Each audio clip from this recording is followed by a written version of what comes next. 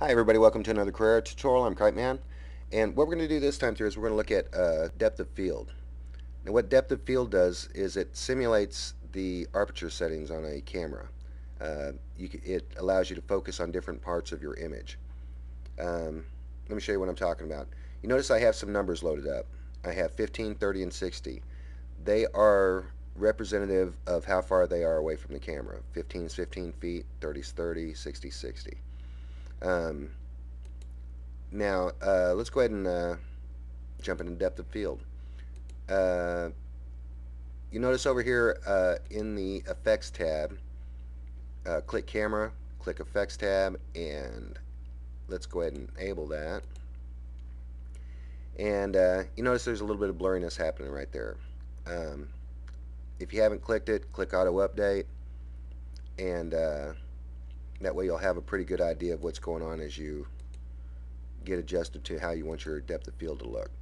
Now you can, if you click up here, you notice that it clicks over there too.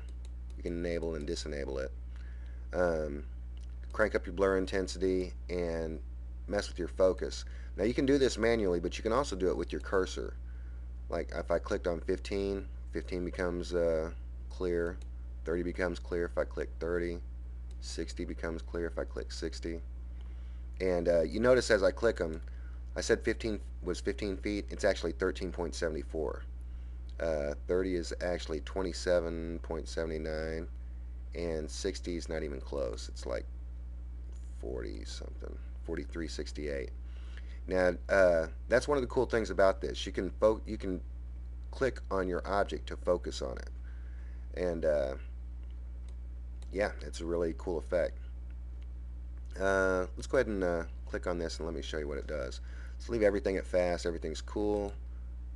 Push OK.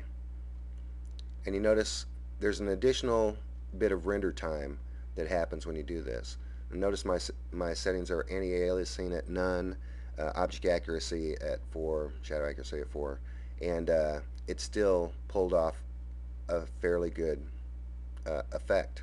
The blurriness is where can't beat it. Looks really good. Um, that's what that does.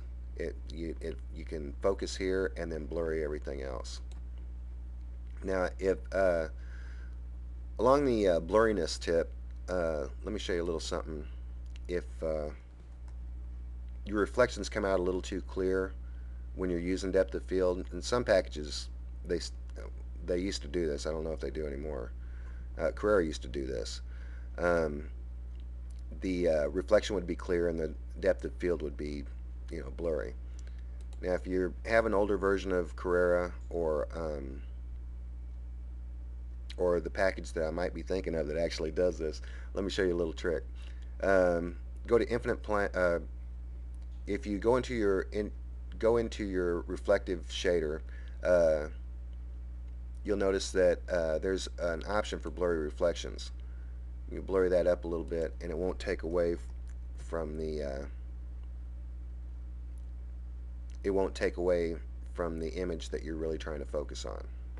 See how that works? So yeah, that's depth of field. It's a really cool effect, but it can be render intensive. Uh, yeah, uh, if you watch the movies, they do it all the time, and it just kind of adds a little bit more to your renders. So that's it for this time. I'm cripeman, and I'll talk to you again later.